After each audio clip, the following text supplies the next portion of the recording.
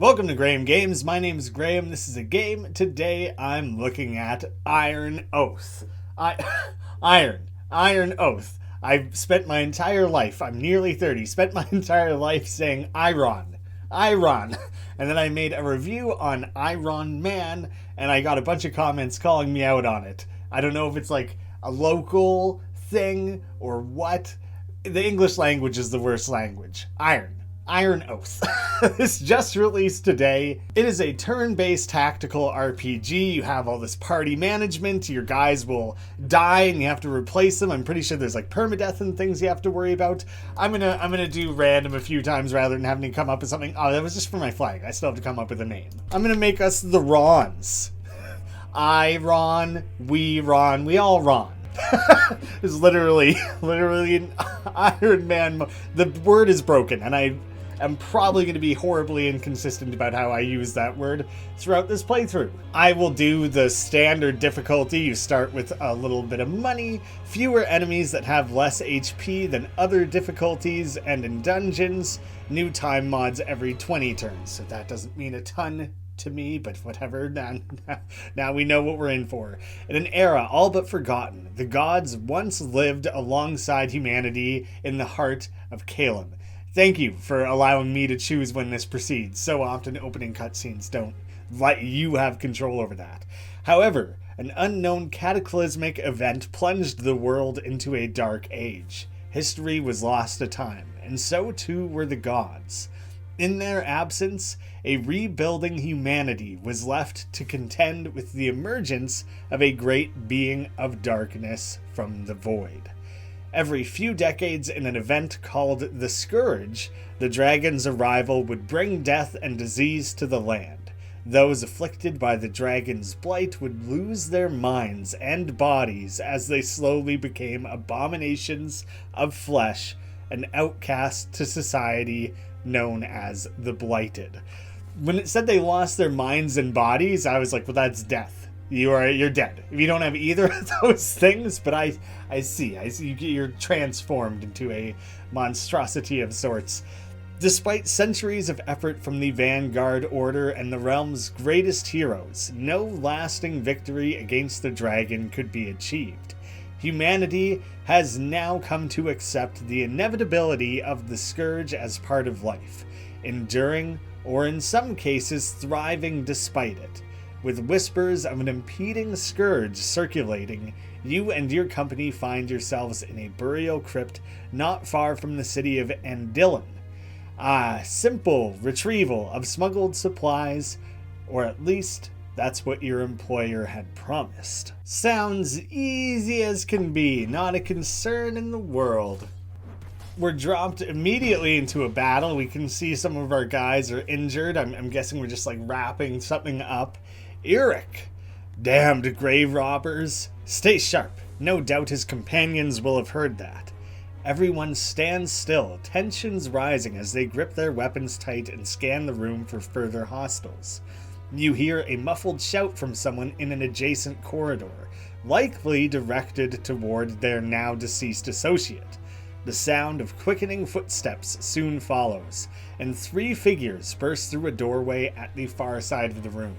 This is much closer to like a traditional RPG than I was expecting. Shit! Should I go and alert the others? Yurik shakes his head, eyes fixed on the enemy. No time for that. We've no choice but to fight. Begin further combat. I'll try to mostly skip around the instructional side of things, but we will be playing through a tutorial here. Garrus Redforest. Set him up for an attack. So you can choose to guard, which ends your turn and protects you, or you can wait to finish your turn after. So now we have the Pyro Lancer. So he's a flame guy who has a big lance. What do you figure? Return to Cinder. Mark a vacant cell with a fire trap. Targets who step on the trap will take damage and be pushed away, ending their turn. We will place that out in front of us. I guess the computers probably don't see that the same way we do, the way computers see things. Pushed him back, turn ended. He looks like a monk, I guess, based on kind of more traditional RPG styles and things. A crescent wave kick up to 3 adjacent targets in an arc, damaging and pushing them back. Oh, it's a cross, not down a line. Okay, so I'm only going to hit the one guy here. Oh. Okay, down into a hole doesn't kill him, just a bunch of additional damage. And then Alice Stoffmund, position behind. Presumably there's like a behind bonus. There are attacks of opportunity if people try to run away. Conserve your stamina, keep him busy. Basic attacks are subject to accuracy and evasion, whereas skills always hit. The trade-off here is that this has unlimited uses. Sword of Light deals holy damage. Not a ton. The things have a lot of health in this game. You have a clear view of that archer. Take him out. So it wants me to use a channeled ability, and it takes a few turns to set up and use, so there will be a little indicator showing us in the turn order here when that will take effect. Conduit. Target a single enemy and channel for 5 turns, dealing massive lightning damage. It wants me to zap that archer, so he's winding that up. Oh, but he's stunned in the meantime, so I don't have to worry about attacks of opportunity. So now the green is where you can move. The dotted area is a sprint, so I can move by without an attack of opportunity, and going to that sprinted spot ends my turn. So you don't have the ability to do things like guard or wait if you choose to sprint that extra movement distance. There, that conduit activated. Finish him off, Odgar. I will just use a basic sidekick, which is, I don't know, it's just funny the double meaning of that word. Morale. Your pugilist has killed an enemy and gained morale. Morale is displayed by the white bar on each character's portrait. I thought that was like health or something. Maybe this, the red, is health. It represents their mood and attitude towards the next mission.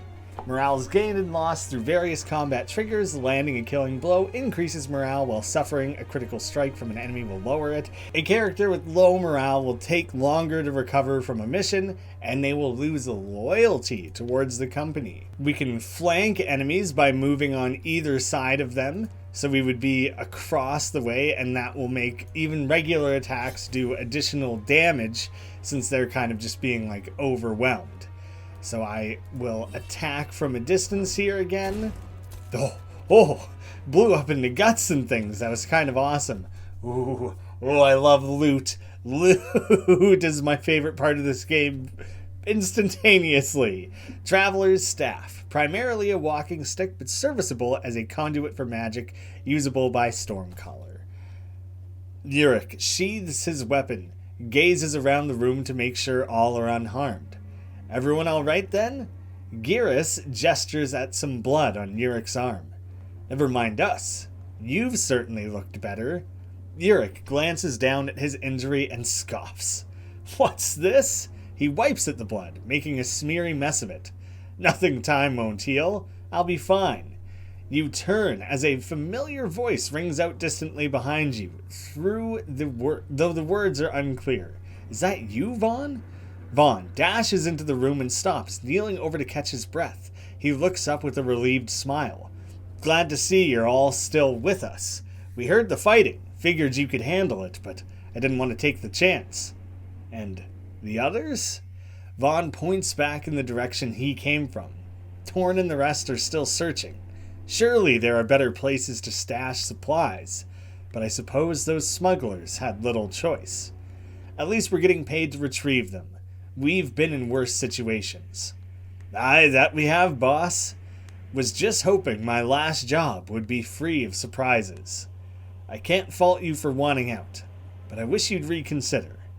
Vaughn smiles faintly and places a firm hand on Yurik's shoulder. This life takes a toll, my friend. I've seen more death than any man should. His face grows dark for a brief moment, remembering all the friends you've lost. Your trusted advisor, Alaric, steps out from beside you with hands raised, bringing a halt to the conversation. All right now, there's plenty of time for talk later. It's going to take a while to scour this place, even with the others' help. Right. I'd better get back to Torin and the rest before they find themselves lost. Watch your backs. There may be more of those thieves in here, Or worse yet. Vaughn looks back over his shoulder, nodding in acknowledgement. Let's get moving. Ooh, I'm kind of excited about is the dungeon exploration aspect. The combat is straightforward. It uses a lot of very familiar turn-based mechanics. There's nothing that new yet. It's really going to come down to things like the loot management and the exploration and the downtime between battles, for me personally, that really bring the game together. We have the passage of time shown in the bottom right. Various things can take place as time is passing. So maybe if you were poisoned or something like that. You can scout instead, which looks ahead a little bit, costs additional time, but stops you from being able to be ambushed. When interacting with an exploration event, you'll have multiple choices available to you, sometimes costing various amounts of time. It can affect loyalty of characters. It'll do stat checks, different characters will step forward to take part in it. There are items you can have to assist you with stat checks. All pretty standard stuff. You spot a discarded pack up ahead, likely dropped in haste by the grave robbers when you alerted them. Didn't expect to find much of value, but it's not like they'll be coming back to claim it. No sense in leaving it for another to find. Take whatever looks useful. It'll cost one time. It might belong to someone else. We should leave it be. So here we can see the timer counter of 20 for the adventurer difficulty we did. Higher difficulties, I'm guessing, would allow for less time. We will stop and loot it. Alice gained 2 allegiance or loyalty, and Garrus lost 2. We got a health potion, a bandage, and some tools. I could camp to restore health. Burn incense to receive various bonuses. I'm not going to do any of that. I'm just going to keep moving ahead, but I want to read it. Provisions during exploration. It uses time. An example of a thing that we could do is using a health potion on Yurik. Yurik is the one who's healed. So if I just drag it onto him, simple as that. But it did use a bit of time to do so. I'm just looking around on the screen to see. It says down here. That's where it shows you how much the time would cost. But otherwise, we can keep pushing through. Immediately another battle. Again, we're still just in the prologue here. Things are quite scripted. I'm looking forward to when it starts to really open up. Deployment, you get to choose where everyone's going to go. I guess I can look around a little bit and see maybe what is laying ahead. A blade dancer, an archer type guy, and 2 axe people. Garrus in the back there makes sense. I'll move Yurik up ahead. Although he's a little bit blocked there potentially, so maybe I want to leave him back. I'll go with the default, and I'll just kind of see how that plays out. I kind of want to just wait. Maybe if I run him up here, I'll wait from up there where he's a little bit shrouded. I kind of expect that she'll have the ability to attack from a range. They had partial sight. You could see it was yellow, so it was partially obstructed there. I could run out ahead, but then I'll have no further movement after that. I was kind of hoping I would lure them out to come to me and force them to take part in a battle here. I am fine running you out. I'll sprint her out. I'll set him up. How far away? 3. It's 3 in the bottom right there. It's 99 attack, 3 lightning, 3 something, and I'm guessing that's the range it could be used. So I'm not going to be able to hit anyone with that. Conduit has a larger range, not going to be able to do anything. So you can just guard, I guess is how I'll spend that. Yeah, of course they went behind. And they're working to flank. You can stand on pits. They'll break if someone is knocked into them. It's very specific how that's activated.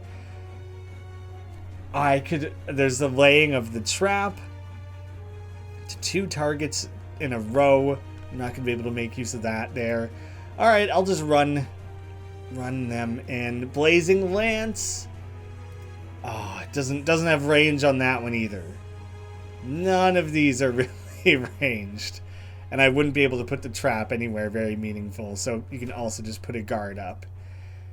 But Odgar I did have him just waiting. Yeah, none of those things are going to be useful, so you can throw up a guard.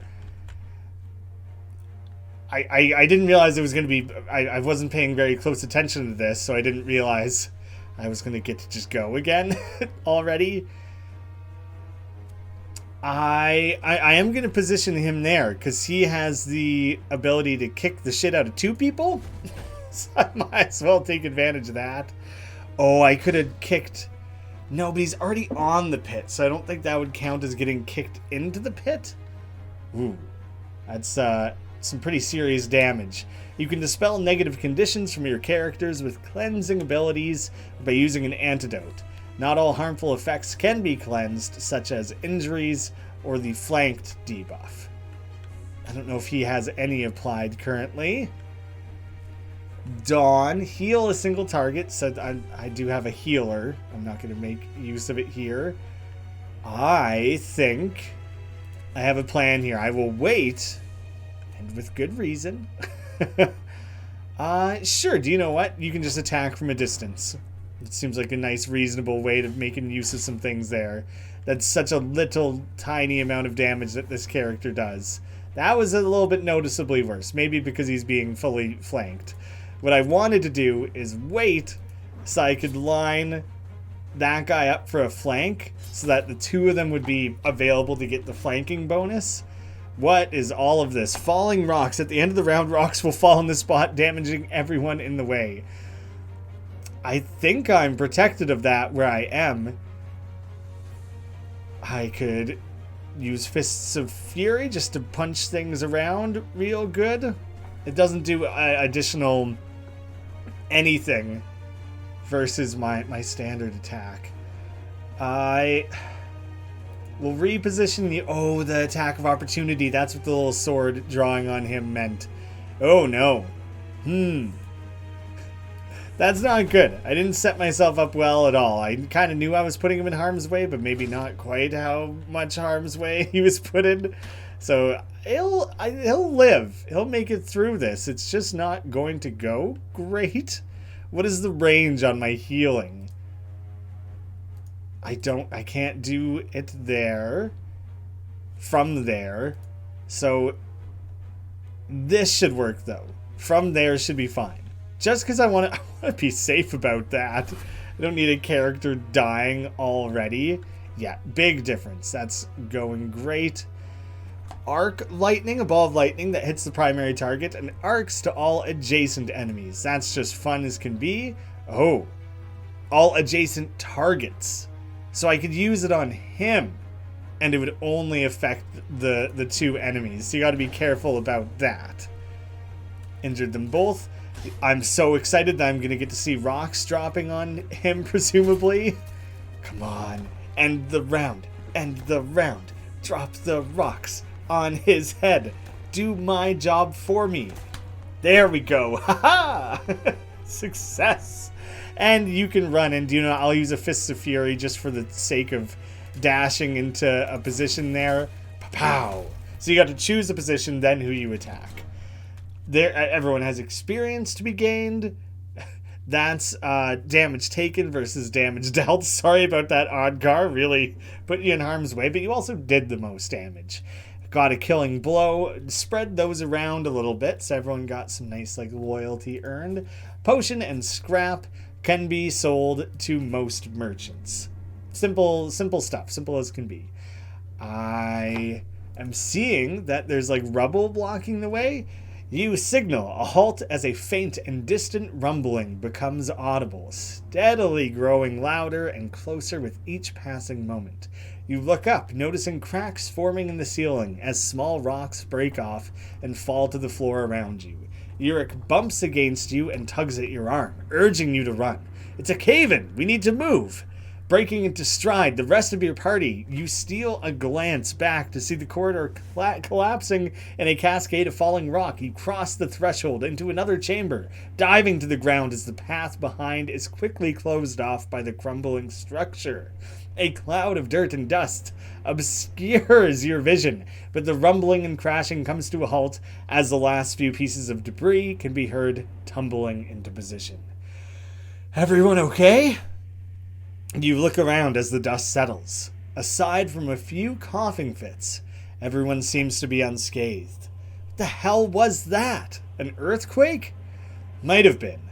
Or those grave robbers tried to force their way into some place they shouldn't. Yurik inspects the caved-in passage, lightly kicking at some rubble on the ground. Regardless, we'll have to find another way out. What about the others, and the supplies we're supposed to locate? Yurik places a reassuring hand on Garrus's shoulder. Vaughn and them were on the other side of the crypt. I suspect they're fine. Or at least I hope. Our priority is to find them. Hopefully they've already retrieved the supplies. We could do with a little luck. So will I not be able to advance that direction? The way's completely blocked off. We'll need to find another way around. There's also, I guess the exclamation point is just to inform us that something is happening here. It's a hazard. It's warned of a hazard. I do not have a lot of time left on the clock here. Oh, shit. That was my mistake. I should have looked and realized. So we've passed 20 turns. So now a modifier comes on. Disorganization, a random one, I assume. As the mission drags on, you find it difficult to maintain proper discipline and formation. Deployment phase is now skipped in combat and your troops begin scattered about the field. I know the deployment phase can be really important in a lot of tactical games. I'm thinking in the early stages of this game, it's really not going to matter a lot. I took zero advantage of that earlier. So as you explore, more adverse things are going to start popping up and making traversing down here more and more difficult. What? This one's also blocked? Pile of rubble from the recent cave-in. Yurik steps forward and climbs atop to gauge the severity of the blockage. Severity. It's not so bad. I can see a clear path ahead. Just need to move enough of this rubble so we can squeeze through. He turns, looking down to address you. Any ideas? We named the company, not ourselves. So I really didn't think or understand that I was a part of this. Who is I in this scenario? Okay, so here's where people are weighing in what they feel the best course of action would be. Move the rubble by hand, blast a hole with magic, that could prove risky, hand Yurik a shovel. Okay, so they're weighing in per thing. Shovel doesn't affect anyone.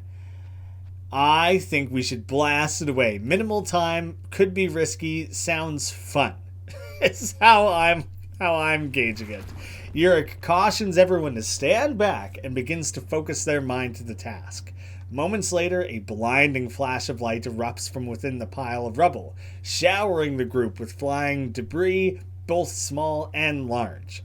The dust settles to reveal a cleared path before you, and you consider yourselves lucky to be unharmed. Your party crawls through the gap in the rubble and comes out the other side, sliding down the pile and back onto solid ground. You see the flickering light of a torch being cast into the room from a connecting hall, illuminating more of your surroundings as it nears. Your party forms up, preparing for combat as the flame's bearer rounds the corner. Easy now. It's just me. I thought this whole damn place was going to come down on top of us. The structure groans and rumbles for a moment, and he glances around with some concern. It might yet.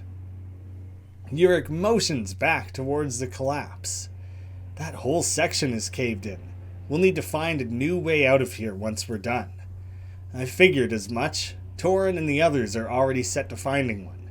I take it you haven't found the supplies yet either? Yurik shakes his head. Unfortunately not. Let's hope they're not buried in stone. Regroup with Torin and secure an exit. Vaughn will find you when the job's done. Sure thing, boss. He quickly scans your surroundings and leans in close, his expression turning deadly serious. There's something else. All that commotion has disturbed the dead within these walls. We've already put down a few of the bastards, but you'd best stay alert for more. Thanks for the warning. We'll tread carefully. Ooh, some of the undead being introduced. I guess you can't always fight bandits exclusively. I'm guessing these are going to be a few skellies. No, not even yet. Still on the bandit train. Oh, this puppy. He's a mean puppy. No good, a war hound. Alright, well, if that's his whole deal, then I won't feel quite so bad for beating him up. I'll feel a little bad. Oh, I missed. Stupid dog. Do I commit to flanking this animal? It seems like maybe the thing to do. Oh. I maybe couldn't have because of, like, opportunity attacks. I'm not really sure, actually. I hesitated and kind of misclicked. That's gone, though. Easy does it. I didn't see you back there. It's hidden away. Oh, yeah, I guess I didn't have my deployment face. I've managed fine without it, but that could come to be a problem.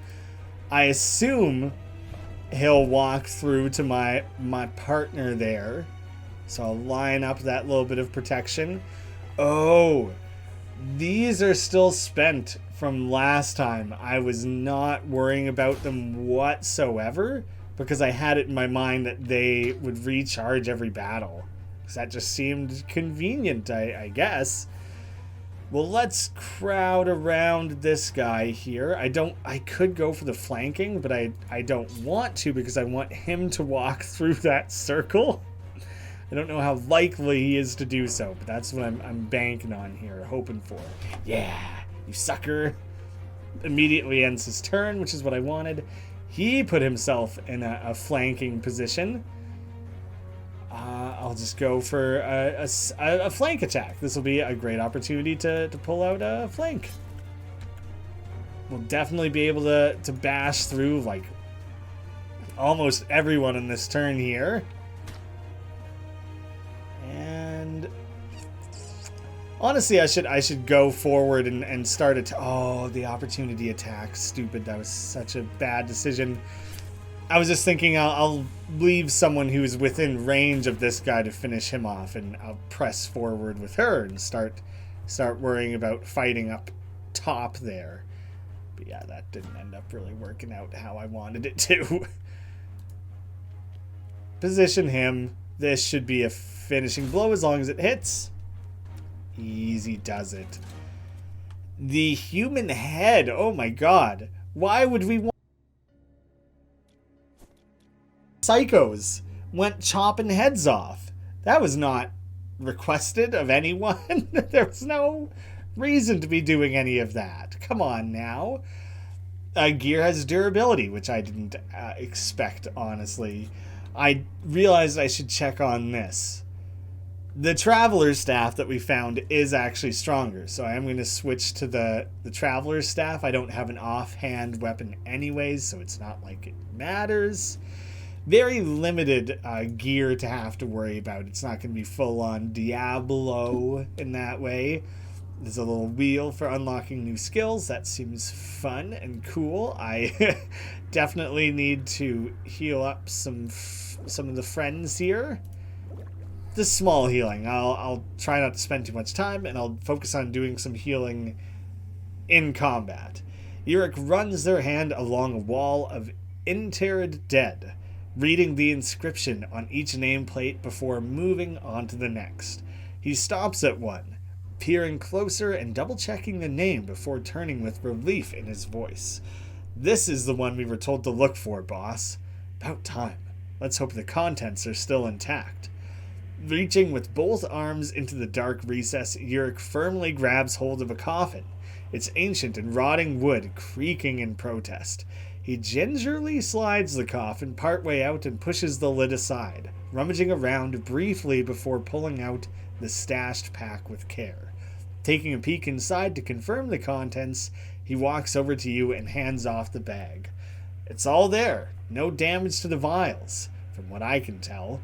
But our employer wants with them anyway. What? I'm mostly reading the right words. Alaric interjects, eager to share his knowledge on the matter. This here is a cure for the blight, or at least it slows the process.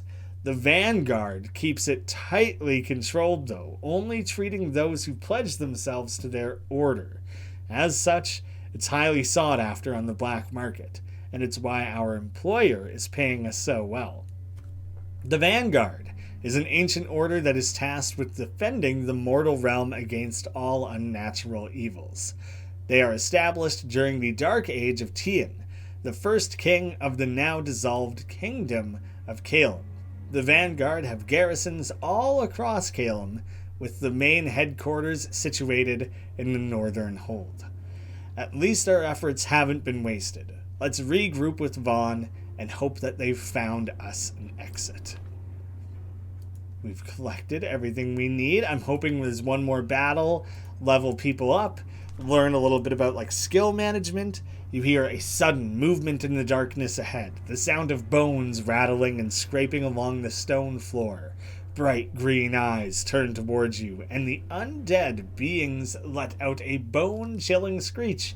That's kind of ironic, isn't it? As it shuffles, are they chilling their own bones is the thing the question it raises for myself. As it shuffles forward and into the light of your torches, moving faster than its size and awkward gait would suggest was possible.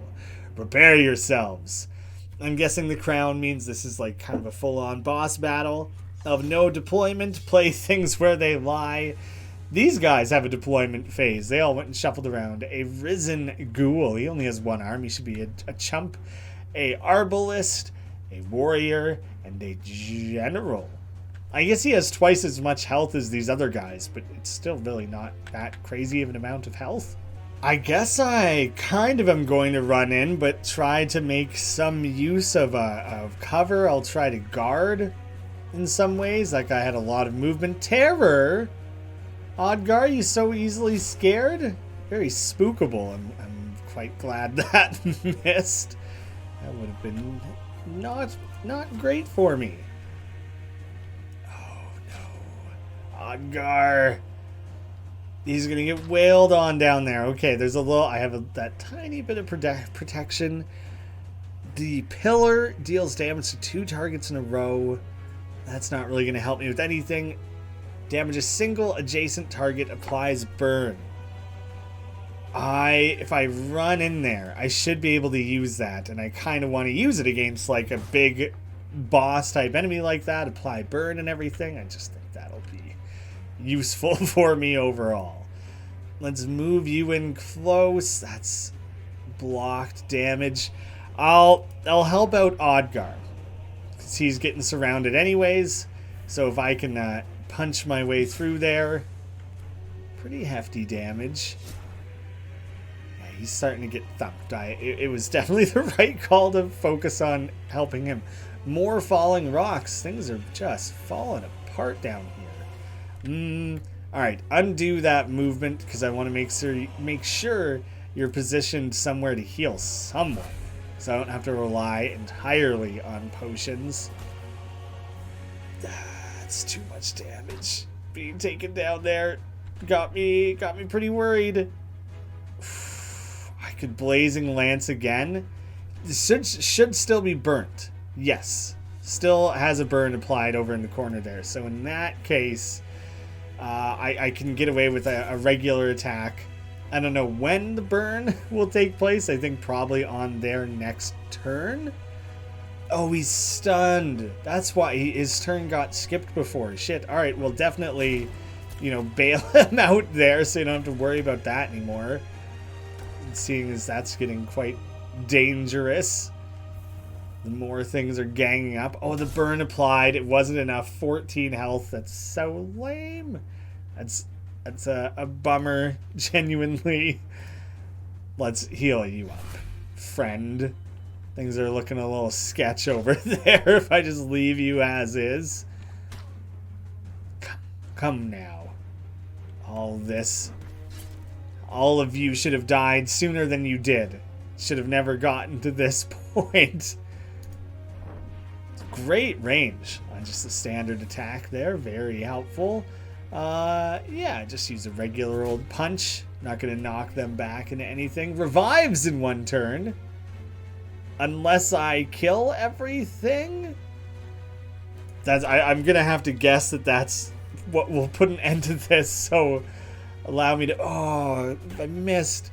Shit. It won't come back with full health though, surely, right? Right. Hopefully. Let's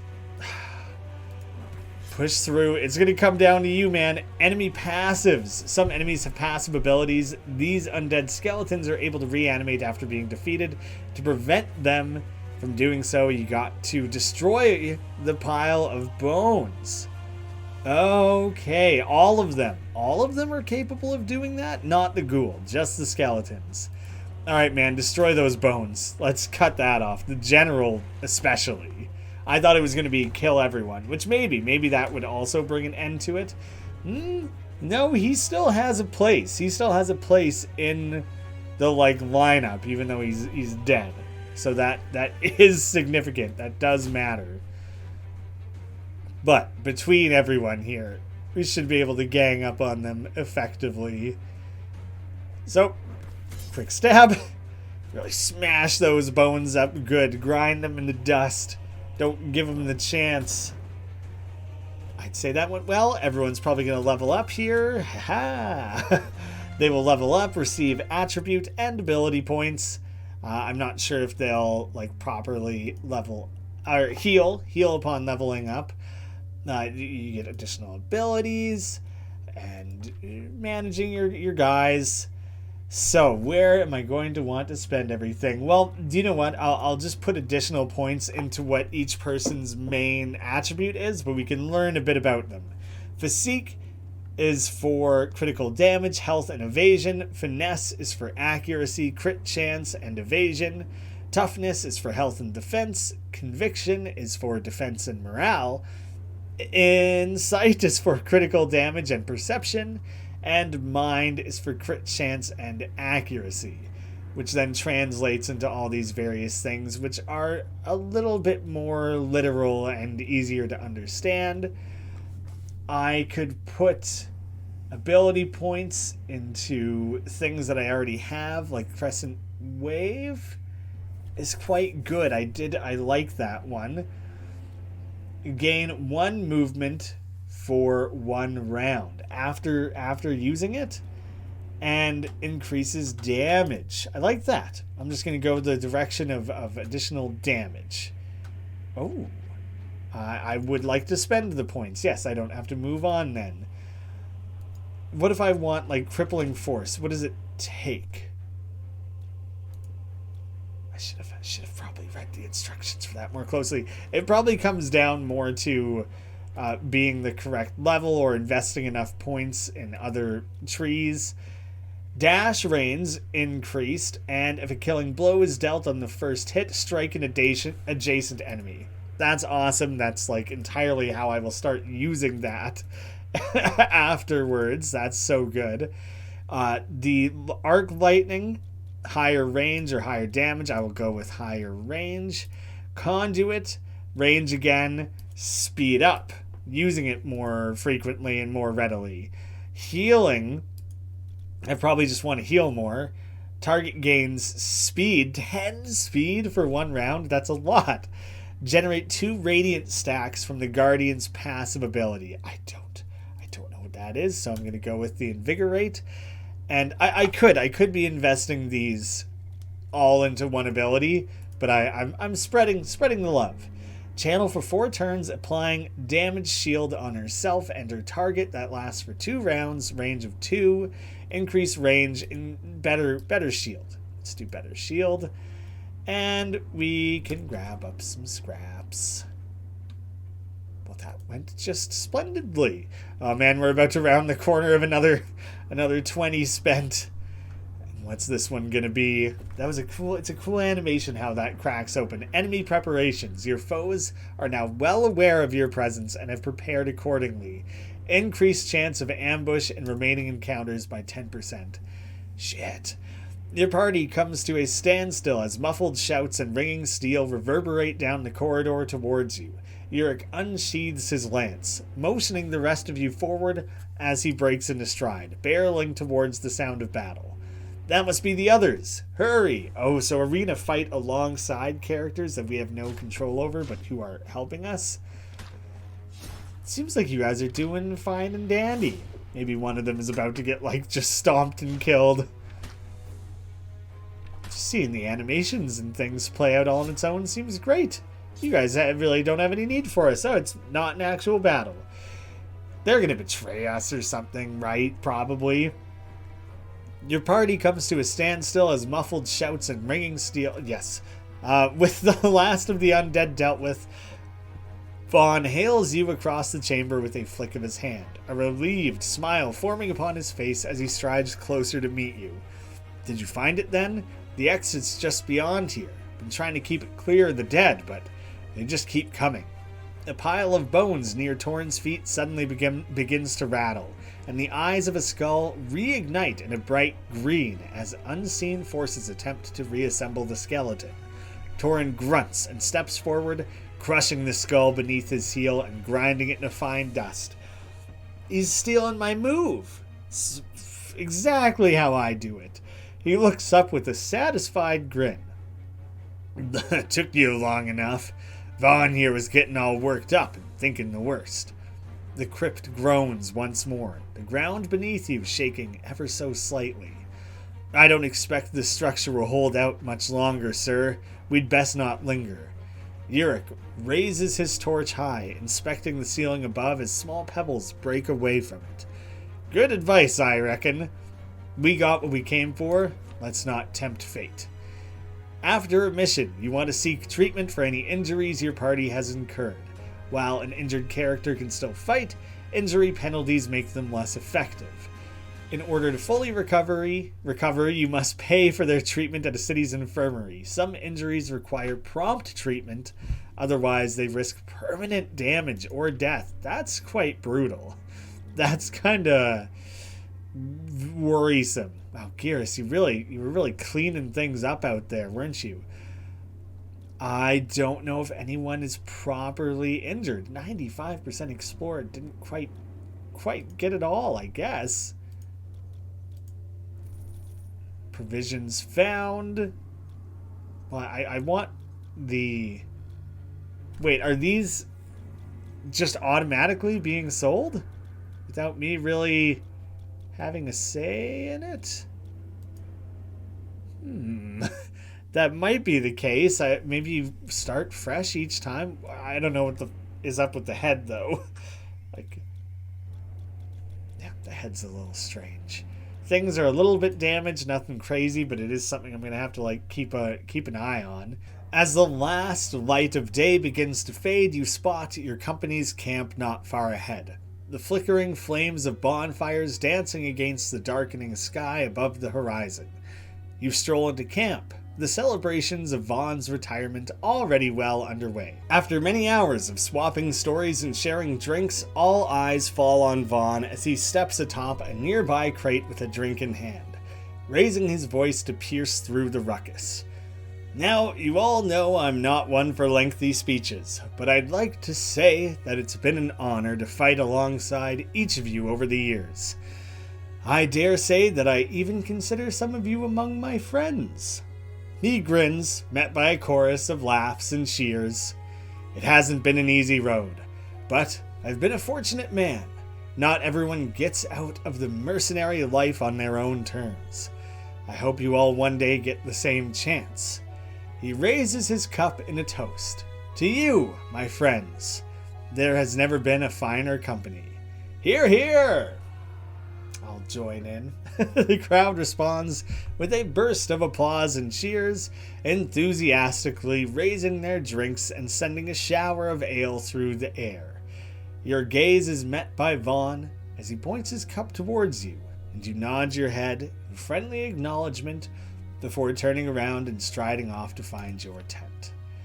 With the celebration continuing in your absence, you brush aside the flap to your tent and settle inside, discarding your weaponry and tossing it near your bedroll. You turn to find Alaric in your presence, no doubt eager to discuss business. Hope I'm not disturbing you, sir. I was on my way to pay the horses a visit and prepare us for tomorrow's travel. He gestures to the pack slung around your shoulder, containing the contraband you recently retrieved.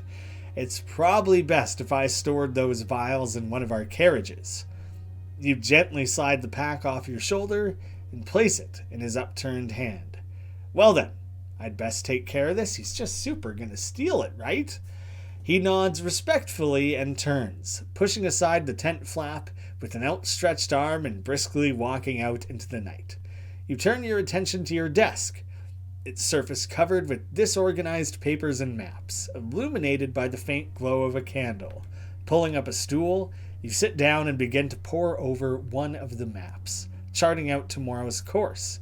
From outside, the sound of laughter and poorly played music drifts into your tent. Either they're just wasted drunk or no one ever bothered to learn. They don't bring a bard with them, maybe. After some time, with the celebrations audibly winding down, you step outside your tent and into the cool evening air. Vaughn approaches your side, mounted atop a horse. Despite the smile on his face, there's a trace of sadness in his eyes. It's time then? Aye. He leans down and pats the side of his horse. Got my saddle loaded up. Figured I'd sneak out without making a big fuss. He rises from his seat and dismounts, turning to face you with one hand extended. Just wanted to say thanks, boss, for everything. You return the gesture with a smile, gripping his hand and giving it a firm shake. Any chance I can convince you to stay? He steps back and chuckles. If you'd have asked last week, maybe. But that last job cleared any doubts I had. I've survived this long. Reckon I'd be a fool to press my luck any further. Fair enough, friend. We'll always have a place for you if you change your mind. I'm wondering if he's a part of us probably being robbed. He's cashing out on his retirement here. You hear a shout and turn to see Yurik stepping towards you, his young nephew in tow. Sorry to interrupt. He tilts his head, gesturing behind him, but Gedrick here wanted to see you off. Is that so? Vaughn smiles, stepping toward the boy and slapping a hand down on his shoulder. I know we haven't finished your training, but your uncle's more than capable of finishing the job. I know that. He looks up, conveying admiration. Gonna miss you, though. Aye. Vaughn grins, reaching out to tousle the boy's hair. And you. I've half a mind to send him with you. Less danger on a farm, and gods know your old bones could use the help. Ha! There's a few good years in me yet, but you're both welcome to visit any time. He exhales deeply, stealing a glance towards the road. I'd best get going then. Take care of yourselves, would you? He nods farewell, turning towards his horse and hoisting himself into the saddle. Clicking his heels, the horse trots off, and you watch him disappear into the dark of night, illuminated only by the moonlight above. You and Yurik glance back at the sound of approaching footsteps to find Torin wedging himself between the two of you, his heavy hands firmly planted on each of your shoulders. Company won't be the same without him, I'm afraid. Indeed, it won't. As Yurik and Torin take their leave, you look around the camp, surveying the aftermath of the festivities. Aside from a few inebriated men and women who remain slumped by the fires, it seems that most have turned in for the night. With days of travel ahead of you, you think it wise to follow suit. I kind of wanted to see how the map worked. You bolt upright from your sleep, awakened by the blares of a horn from somewhere in your camp, an alarm being raised. The sound of a frenzied battle are all around you, and you scramble out of your bedroll, taking up a nearby sword. Alaric bursts into your tent, an orange glow briefly visible behind him as the flap is flung aside. Sir, we're under attack. Winded, he takes in a few deep breaths. There was no warning. The horses, the carriages. He raises his hands, trembling with frustration. Everything's been taken. We need to regroup with the others. Have you seen Yurik? Alaric wipes the sweat from his brow, shaking his head. Couldn't find him. With his nephew, I hope. You meet Alaric's eye and nod in agreement. With a firm grip on your sword, you step past him, reaching your hand towards the tent flap and preparing to step outside. You glance over your shoulder. Let's move. Stay close.